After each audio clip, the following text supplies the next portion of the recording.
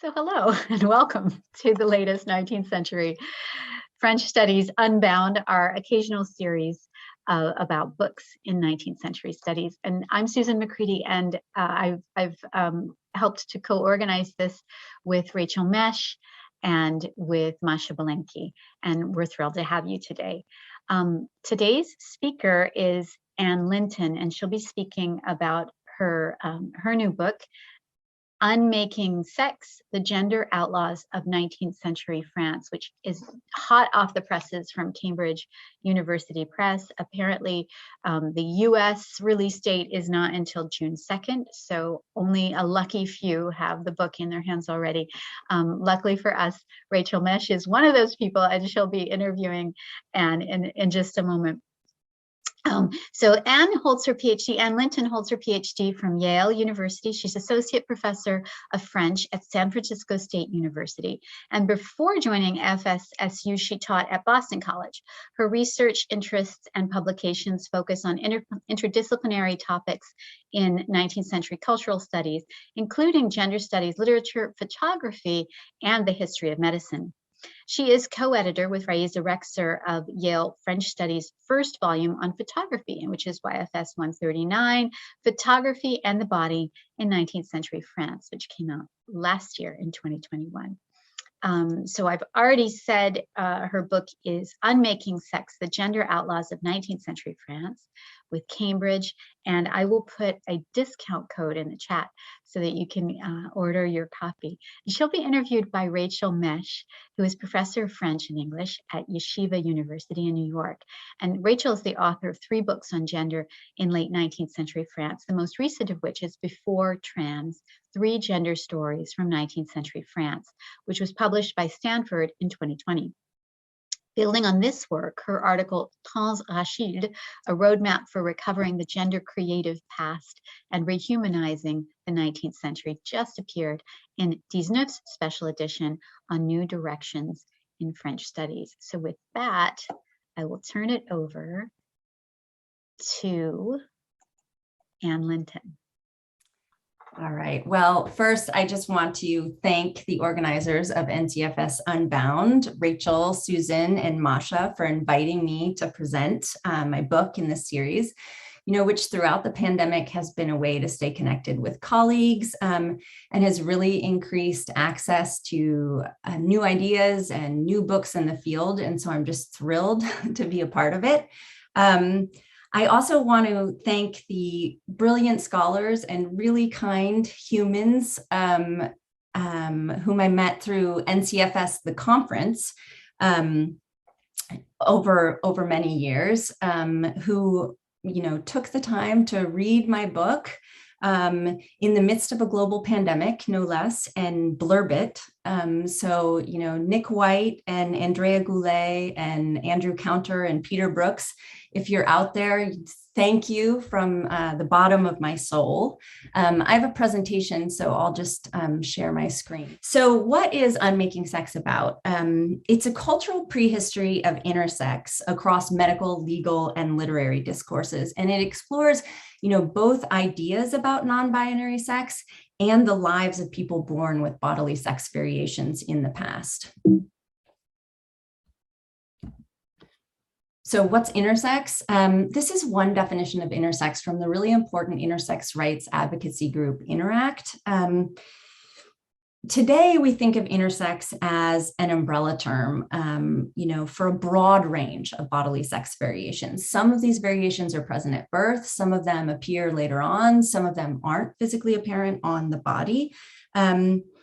But because these sex variations are naturally occurring, people have been born with intersex traits in every time period. The word intersex, though, didn't exist until the 20th century, and both the term and its meaning are still being contested. So my book relates contemporary intersex scholarship and activism to the historical category of hermaphrodism in the 19th century, which is a word that's no longer used in a human context and has been perceived as derogatory to many intersex people today.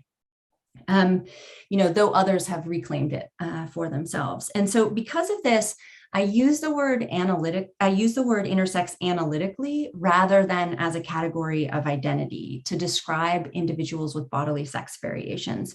And so my goal in doing this is to be very attentive to cultural and historical specificity, while at the same time not reifying derogatory terms, which is really important.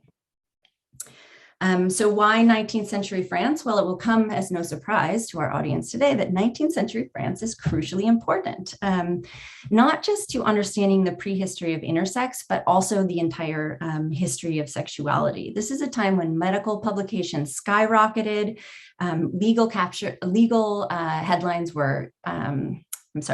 cases were capturing headlines, and even novelists were scrambling to write on gender ambiguous embodiment. So my book reveals the profound influence that non-binary sex had on writers and its central place in debates about science and social order and morality and sexuality that are still with us. Even today, November 8 marks the Intersex Day of Remembrance because it's the birthday of Herculine Barbin, the author, the French author of the only known memoir of a 19th century intersex person. The first chapter of my book traces how Barbin's autobiographical writing has influenced the history of sexuality from the time of Barbin's death in 1868. And really from that moment forward, Barbin's writings became a touchstone for 19th century cases that warned about how difficult it was to make sex determinations. And it's really only for the second time, it's really, Barbin's memoirs really become famous for the second time in the 20th century when Foucault republished them in 1978. And it's in the English edition from 1980 that he publishes his influential theory of true sex. But it isn't just Herculine Barbin. Some contemporary experts estimate intersex variations to be as common as having red hair. And so there were many individuals. And I try hard in the book to piece together the stories of others like Barbin who might not have left their own writing, but still have important things to teach us about challenging the binary model during the period of its emergence. So in the book, you will find hopefully a more comprehensive prehistory of intersex than we've had before. It's based on an archive of 200 fictional accounts, and it offers new readings of canonical fiction by some authors that you've definitely heard of, and also some lesser known popular authors that are marginalized authors that you probably haven't heard of, or you might not have heard of, I'll say. The book is structured in two parts. The first is a cultural history of gender ambiguous embodiment, and it combines analysis of Barbin's memoirs with that of medical and legal narratives to show that there was really a lot of resistance to this idea of true sex in the 19th century. And the second half rereads canonical and popular fiction within this new historical context to show how writers experimented with the boundaries of sex and self in the novels. And then finally, in the epilogue, I relate the 19th century resistance to true sex to the completely different, but in other ways, sort of related emergence of transgender. And I also relate it to the modern intersex movement, which is really, really important. There have been important points of friction between both groups. And so I want to be careful not to conflate intersex and transgender. But intersex and transgender people are united in the belief that they should be the ones making their own decisions about what kind of medical care they receive. That they would have access to, or could also choose to refuse, and that right to choose themselves is like a fundamental human right. So intersex, is not intersex is not transgender, as I've said. And I know many people in the audience today, many of us have thought about sex and gender in the past. And it's complicated because the terminology the distinctions that we have today and the language that we have today didn't exist in 19th century France. A lot of them didn't. So intersex isn't transgender. Some people are transgender. Some intersex people are transgender. Most of them are not. But there's a lot more overlap in the 19th century between what we would think of today as gender crossing practices and sex variations, because the sex-gender distinction is a modern construct that hadn't been invented or problematized at that time. And so this is why the book engages with critical frameworks beyond intersex studies, including work on historical trans studies like Rachel's, and also queer and feminist theory. So someone like Julia Anna, who's pictured in the dress and hat on the screen, and who's one of the historical figures that I examined in the book, she was assigned female at birth, but she ended up meeting with a series of doctors who diagnosed her sex differently in each instance as an adult. And so gender identity is another anachronistic concept in the 19th century, but Julia Anna lived as a woman and was to many passing as a woman. She had a woman's job. She was paid women's wages for them. She wore women's clothes. She also slept with men. But to some doctors, she was actually transing gender because she had at least one testicle. So there's a lot of anxiety in the 19th century about in these cases about what was seen as homosexuality and any non-reproductive form of sexuality. And so I look at the different historical factors that made this anxiety particularly acute at different moments throughout the century. And there are also a number of novels in which authors imagine the gender crossing practices of intersex characters. So this is a picture also of Clémentine on the left from the 1820 novel Clémentine, Orpheline et Androgyny. So, all this to say that the sex, gender, sexuality distinctions that we've made today, and, the sex, gender distinction that's now also problematized as well, none of those distinctions existed. And so we see all of those aspects come into the historical case studies of hermaphrodism when doctors are struggling to make sex determinations. Why might this be interesting? Recent work in historical trans and intersex studies shows us that the way that sex was understood in the past isn't, totally obsolete.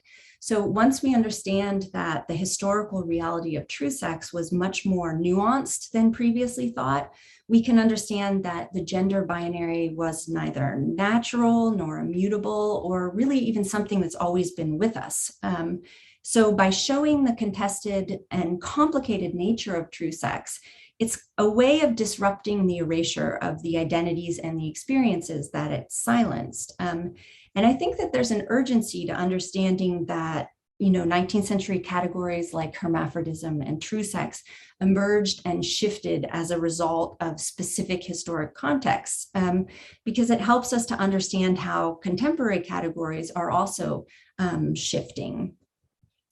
So the 19th century concept of true sex is still bound up in debates about how to name all sorts of experiences that challenge the binary, whether they originate from the body or one's sense of self. And this system for naming gender variations is as dynamic and historically contingent as ever.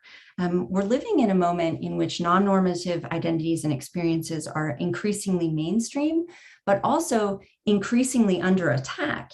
Just last week, the Biden administration announced a non-binary option X for US passports. Le Petit Robert just recently added Yel.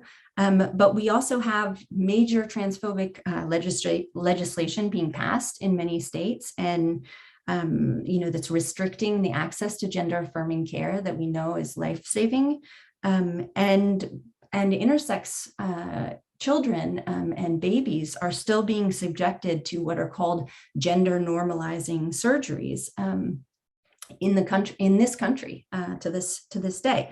So I think it's important to know that even in the 19th century, which is a time when we think, when we've been taught to believe that the concept of true sex really solidified, that there was a lot of resistance to this idea and across multiple different discourses. So the 19th century isn't just a homogeneous block of time in which like true sex always won out over non-binary sex. It was more complex than that. And there were also these historical individuals with sex variant anatomies, like Louise Julia Anna, who I talked about, who made their own sex determinations and who negotiated binary constructs creatively.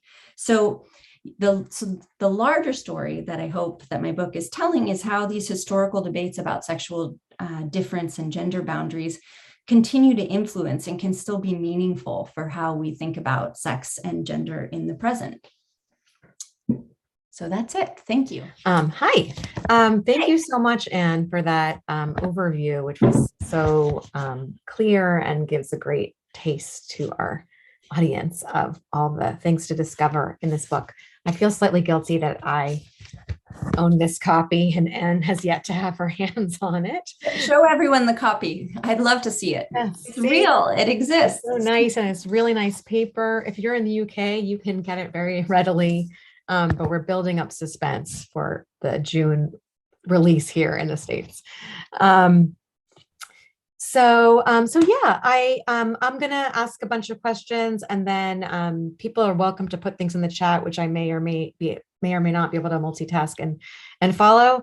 Otherwise, at the end, we'll open things up more broadly. But feel free to just keep dropping things in the chat as they come up. There's a lot to talk about, but first I just want to ask you about how you came to this topic. I believe this was based on your dissertation.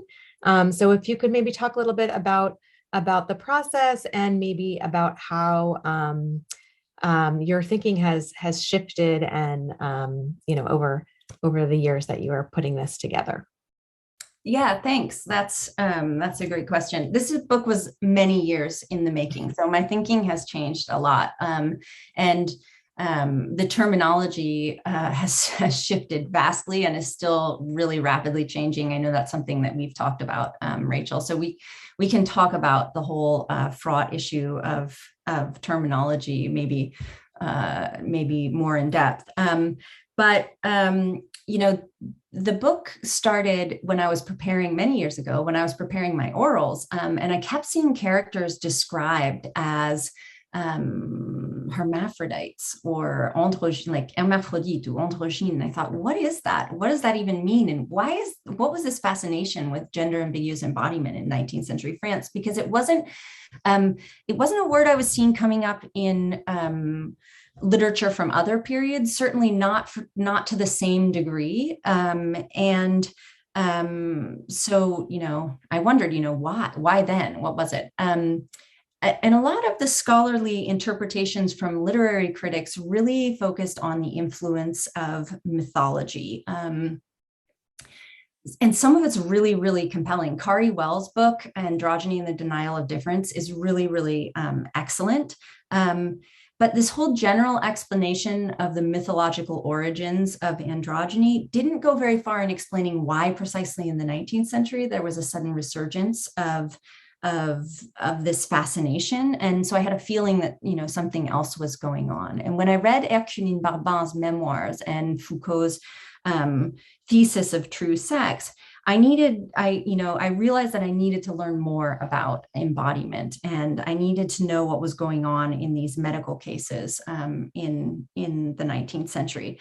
Foucault's Thesis of True Sex is really that he puts forth in the memoirs is really that each body can have one binary sex, and it might be obscured in cases of hermaphrodism, but it would absolutely be there, and it can be figured out. And so I found Alice Drager's book, Hermaphrodites and the Medical Invention of Sex from 1998, which is a book that is really path-breaking, but it starts in 1868, the year of Barbin's death. And so I wondered what was going on before that time, the time when all of these novels a lot of these novels were being written.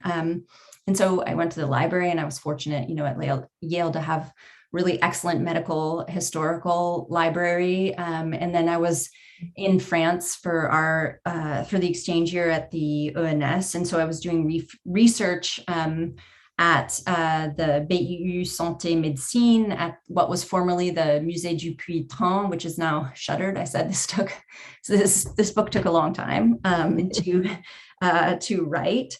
But while I was compiling my database of all of these cases, I was also finding these novels at the BNF, these very strange popular novels that described the adventures of characters with sex variant bodies, with titles like L'Hermaphrodite and L'Hermaphrodite au Couvent. Unlike the canonical classics, these novels were about intersex. And so this was really another aha moment when I sort of realized that even the well-known canonical novels like Balzac's Sérafita and Mademoiselle de Maupin, these novels were part of a broader network of stories that were interrogating the boundaries of binary sex and not just gender. So that's sort of how the project coalesced initially. Okay, yeah, great.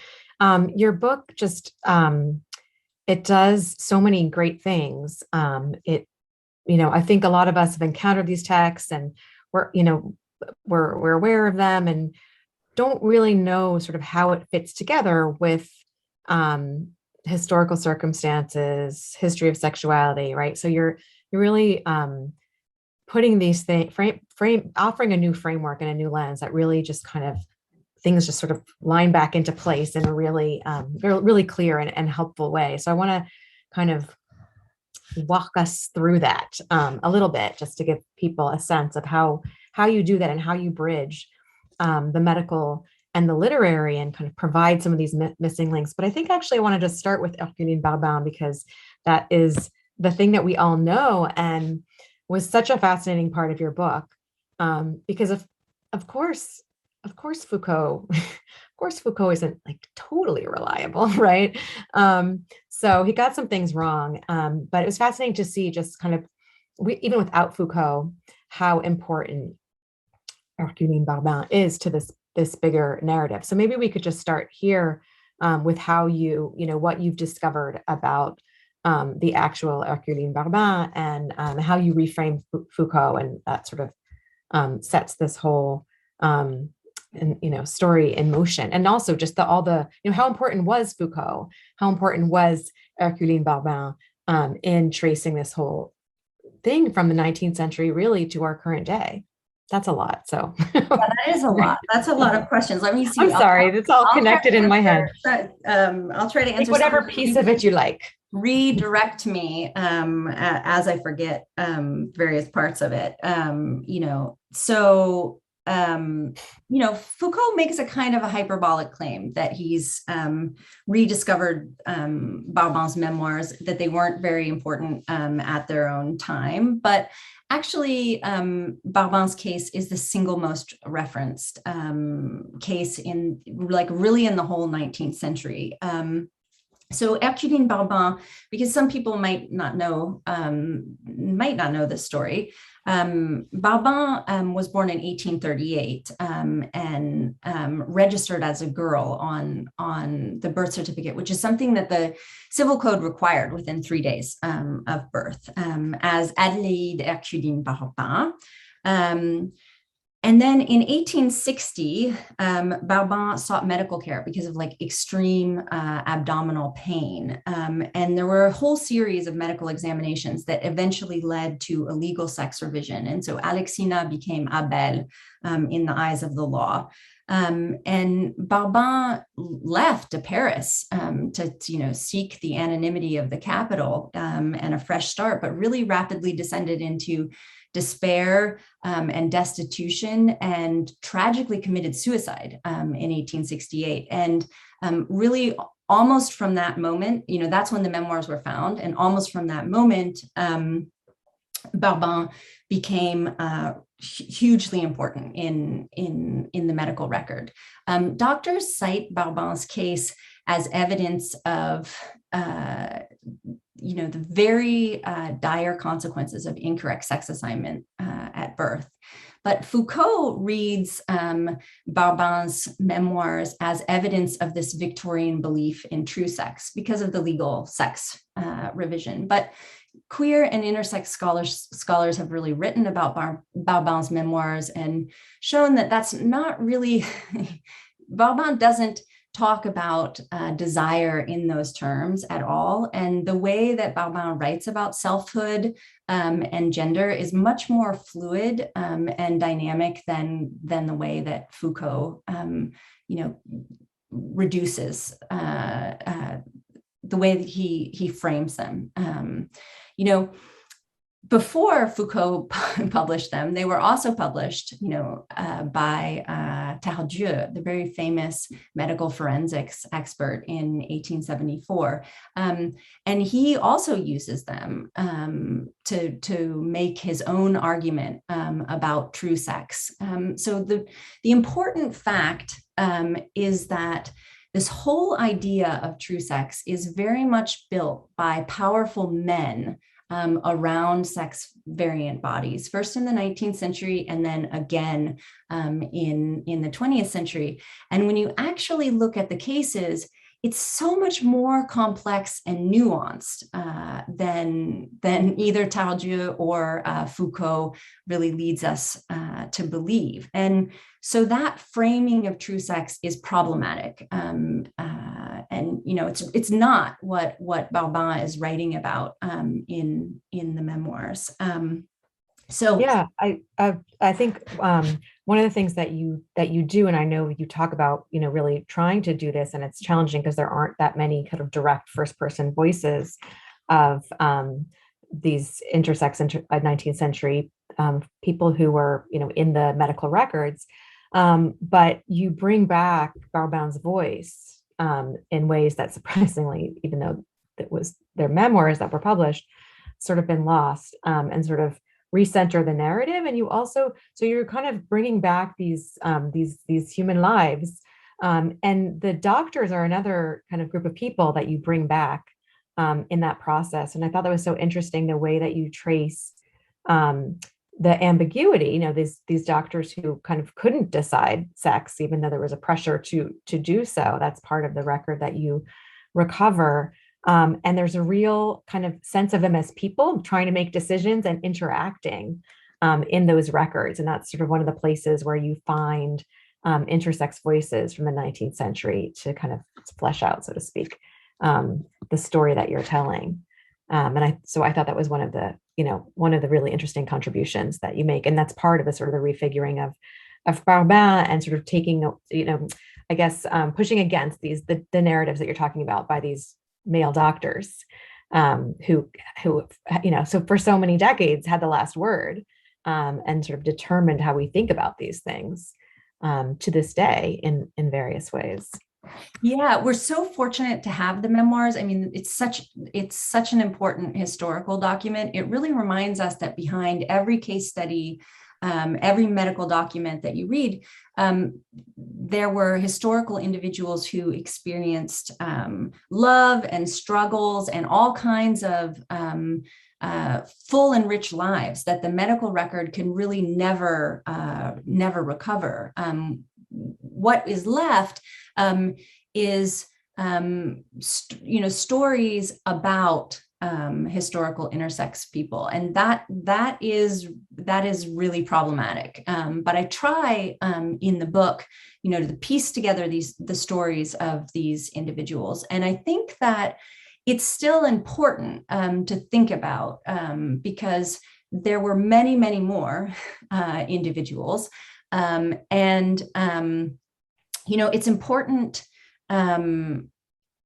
It's important to see what happened to them. Many of them were very poor and ended up in public hospitals. But it's like, I think to me, it's a question of visibility. So by this long-standing argument about true sex that Foucault advanced has really obfuscated, has really erased a lot of the complexity of the medical record and a lot of the evidence that shows that intersex people have lived in every single time period, and that's really important. And I think that even in its own way, this whole myth of androgyny that's coming out of literature, in its own way, that has also kind of contributed to a little bit of a historical blind spot,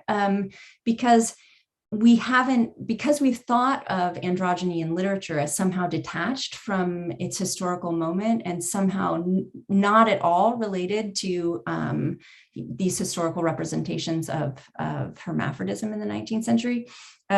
It's allowed us to think of androgyny as really detached from the specificity of its historical moment, and so that can be problematic, I guess. Yeah, and that's one of the way the two sections connect is super interesting. So I want to let you kind of fill in some of that for us. One of the things that comes through is the way that we tend to think of medical science as a kind of progress narrative, and one of the things that you show is the way that the increasing positivism and role of science in thinking about gender and sexuality actually puts limits on gender that didn't exist in earlier times, in ways that were sort of more fluid models more models of a fluid gender and sexuality, and earlier in the 19th century than later in the 19th century, when the true sex or the belief in true sex seems to kind of at least be sort of more, that's where science is heading. So can you talk a bit about some of the stories that make that link?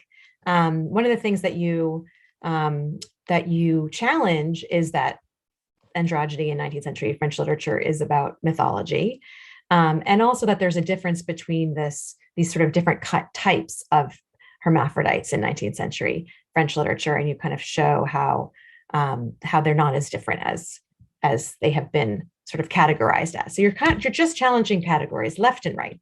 So do you want to talk a bit about that, about the literary side of things, and how you situate that in historical context?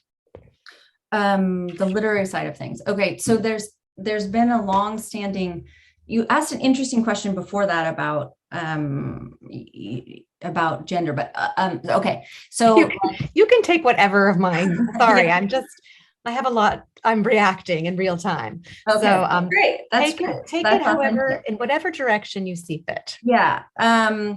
Well, okay. So you said that, that there was a more sensitive notion of sex and gender that existed in the early 18th and 19th century. And like this, I think where you're getting this is because of the story of Clémentine, which is fundamentally a story that is not about figuring out the true sex of Clémentine.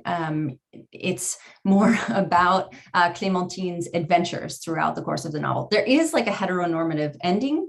Clémentine gets married, but the mystery moving the plot forward isn't at all the mystery of doubtful sex, which is something that you see in a lot of other novels.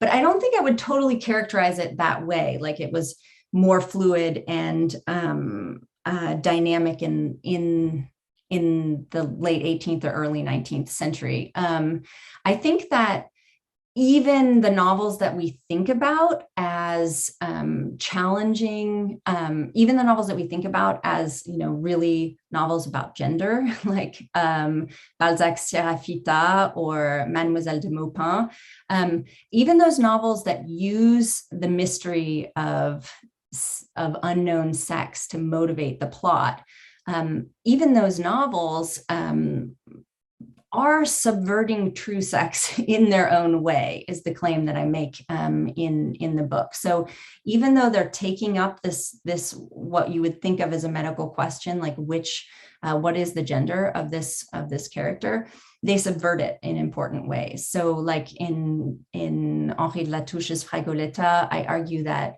Latouche is dissociating sex from individual body parts. And in Balzac's Sierra I make a claim that, that novel isn't just about an angel. It's a novel about being human as well, and the role that sex and gender and crossing those boundaries had to play in figuring out what it meant to be a human.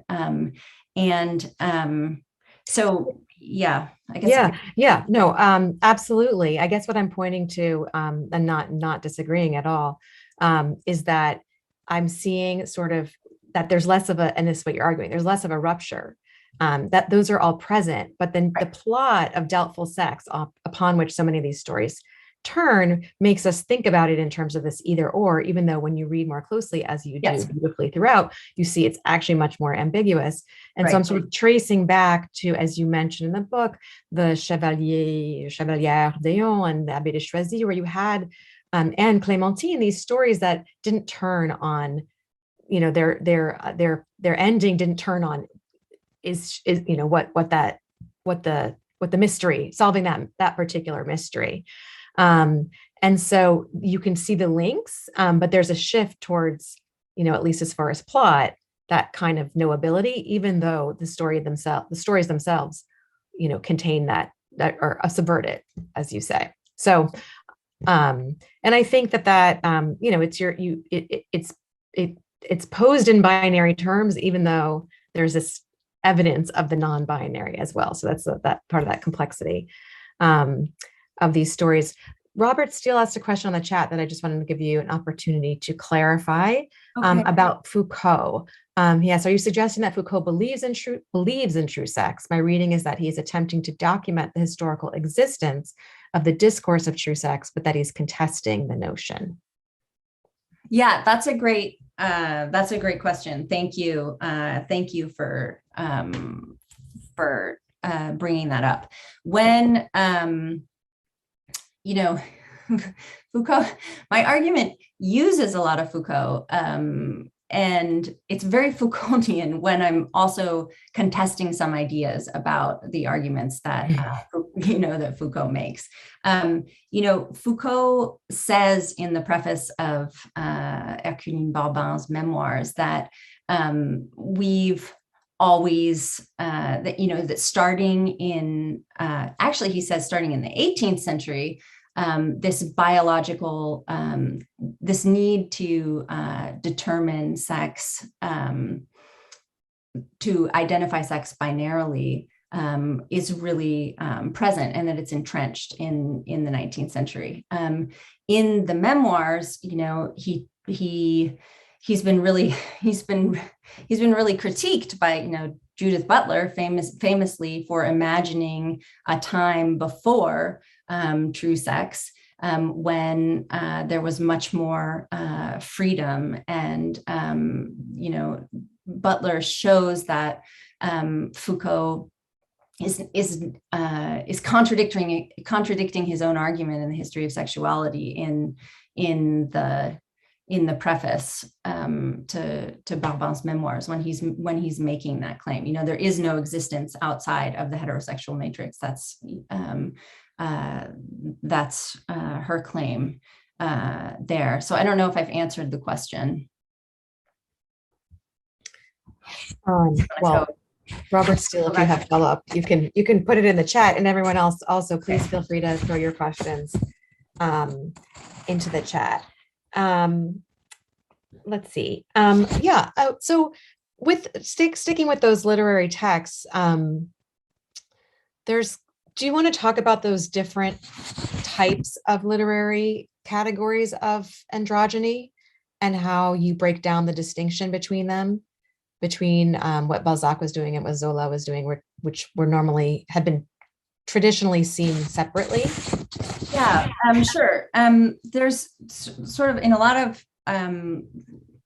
of writing about androgyny, there's kind of a critical separation between the romantic myth of the androgen and the decadent myth of the hermaphrodite. And this is a useful critical tool, but it's also in many ways a false dichotomy. So the argument is that as pessimism gradually replaced optimism, that this myth was pathologized. And so you don't see medicine before the first half of the 19th century. And actually a lot of critics, literary critics especially, who've written on this have given much more nuanced accounts of in Balzac's writing in particular. My argument in the book is that if you consider popular literature, it's really a false dichotomy, but you can already see both aspects combined in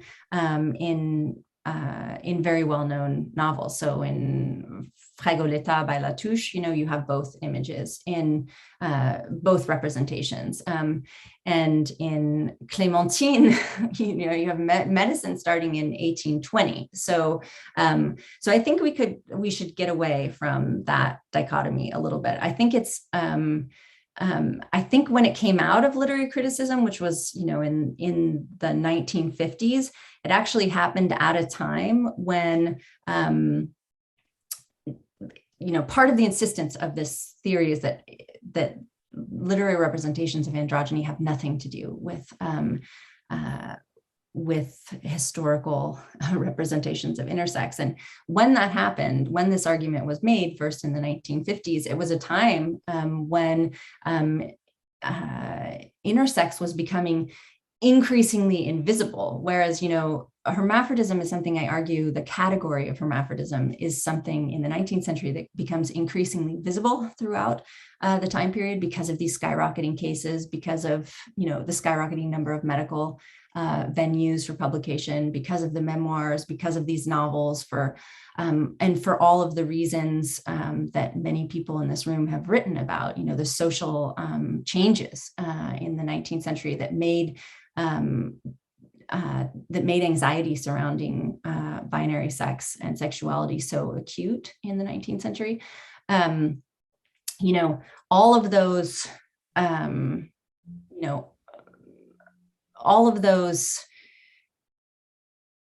all of that art, that the critical viewpoint was written when at the same time, John Money was working at the Johns Hopkins Gender Lab, and the bodies of intersex people were being normalized. And so intersex was becoming invisible. So I don't think it's exactly a coincidence that literary criticism at that time period wasn't aware of the possibility of sex variant bodies when that argument came out. And so I think that's another instance in which, if you think about the broader historical context and culture at the time these texts were written, it really helps us to understand or maybe change the way we're reading these literary texts.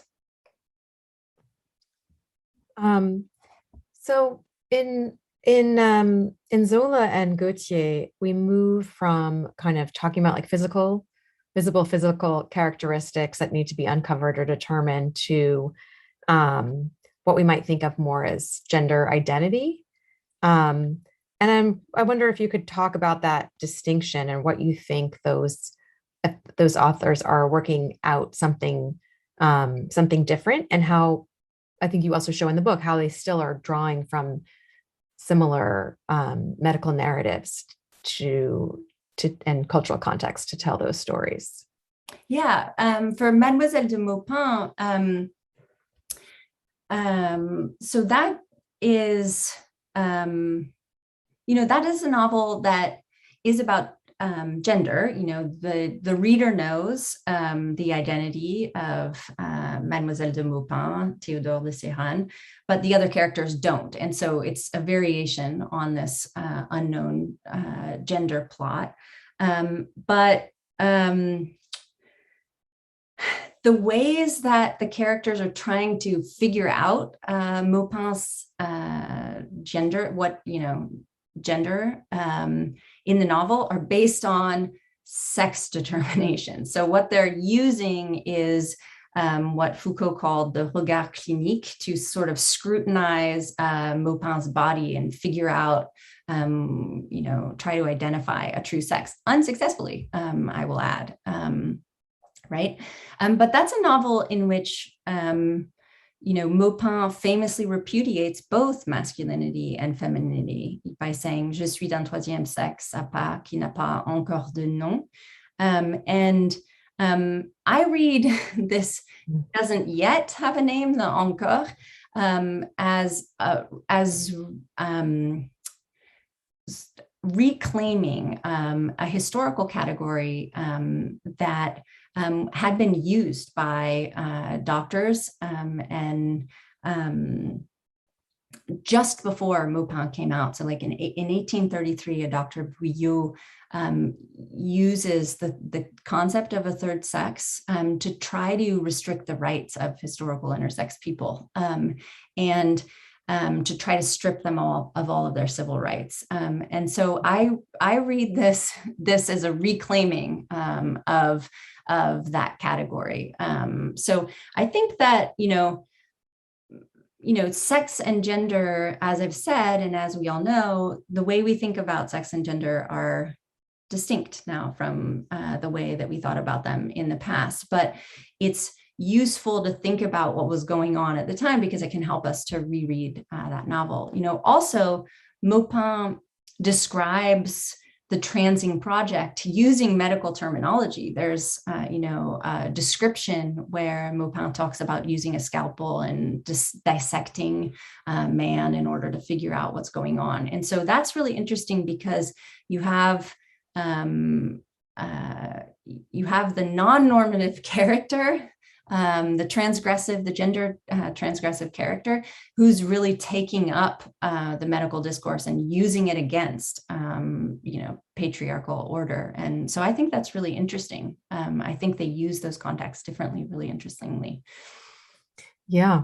And that was going to lead me to my next question, which David Powell also articulates here about shifting terminology. You kind of referenced the shifting language at the outset. So maybe this would be a good time to talk about that. I hear it anticipated in what you just quoted. But he says, I'm wondering about shifting terminology, the historical timeline, but especially the causes for the shifts. I'm not sure if you mean that from today's vantage point, David, which terminology? But maybe you could just talk about the language that you use and at what, the questions about pronouns that I know you've also grappled with in terms of how to talk about these figures from the past. Yeah, that's such a, the question of terminology is so important, and it's shifting so rapidly. And I spent weeks and weeks anguishing over what to do and how to do it fairly, and what was the best way and how not to really mess it up, because I think it's really important. But I can really only say, I can't say I made the right decision. All I can do is talk about why I made the decisions that I made when I was writing the book. I can't say I would make the same decision now, or that I would, do that in the future either. But it was really, really important to me to be careful not to reify derogatory terms. And so that's why I use the word intersex, even though it's anachronistic at the time. I think you can use it analytically without having it be an identitarian category. And so that's what I'm doing. But at the same time, it's really important to think about think about sex and gender in the terms that people had available at that time. There's been so much writing about, not foreclosing or circumscribing past identities or experiences that might give us an option to help us rethink our own contemporary categories. So, I use the historical terms when I'm engaging with those texts, which I think is really important.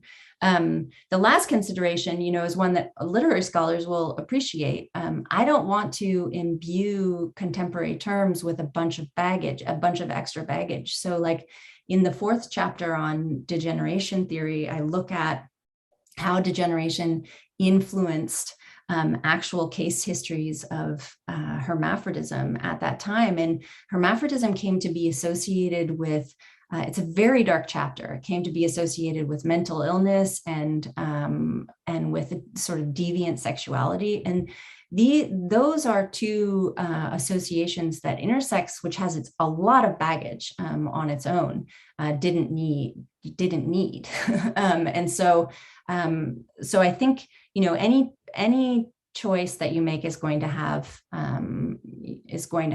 consequences. A lot of intersex, people who were labeled by doctors intersex really reject that term because they, either because intersex was originally a medical term and they think that they don't want they don't want to associate medical treatment with a bodily variation that isn't a medical emergency, or because they identify binarily. And so they don't like they've written about, intersex, some intersex scholars have written about not liking this, the non-binary association with intersex. So, terminology is really complicated and fraught. And I've thought about it very carefully, and I can articulate why I've made the choices that I've made, but I would not claim that they're the right ones. Well, I think it's interesting how you put that, because I think that is like a kind of stance for us now, which is, we feel like we have to figure it out, or that we should figure out what the language is, and then we can all agree on it and we can use it. But actually, as you say, we can sort of figure out how we can best use today's language to talk about the past. And as we talk about it with each other and the conversations evolve, the language will keep shifting necessarily. And I think that's fine. I think that we have to accept scholarship in this area, not expect it to be trying to reify some kind of way of talking about things, because we see what happens when things sort of get established and don't get questioned for decades after decades. So you're offering tools to think with that other people will think with, and I think that I appreciate the humility around that's just the language that you're using to make it clear to us, and we will take it and work with it, and you will as well. There's a question from Ryan Pilcher, and I invite everyone to ask any last questions in the chat, and then we can open it up and officially thank Anne and turn our cameras back on for those who are off. But Ryan asks, in the early 19th century, anthropological discourses in France used binary sex and gender as, quote, signs of civilization, leading to intersections between sex/gender, and race. Yeah. Are there any instances where you see discourses of intersex embodiment invoking the language of civilization development in an evolutionary sense, et cetera? Yeah, that's such a good question. Thank you for that. That's a really important question. Actually, in that 1833 stand by Bouillot that I just mentioned in the context of Mademoiselle de Maupin, that is a speech in which Bouillot marshals the racist discourse of colonial France in order to try to strip historical intersex people of their civil rights. And so that's, a concrete example of where where that really does come, race really is important. And there's also, not tangentially, but in a lot of the novels, of course, we know exoticism is a really, really important theme. And so there are racial aspects that come out in representations of exoticism in the text. For example, Clémentine's mother has Clémentine because of the scientific belief, the pseudoscientific belief in maternal impressions at that time, which was a theory that said that what women were thinking about while they were pregnant would influence the bodies of their children. And so because Clémentine's mother really wanted a daughter, but also was fantasizing about the very sexy visiting ambassador from Persia, Clémentine was born as half man, half woman, or both sexes. So yeah, race is really really important, and I'm so glad you asked that question. Great. Well, I think we are just about out of time, but I want to invite everyone to stay and continue to talk. I want to thank you so much, Anne, and congratulate you on this book, which I hope you'll have in your own hands before long. And thank everyone for being here. Yeah, thank you. And I invite you to turn your cameras on now.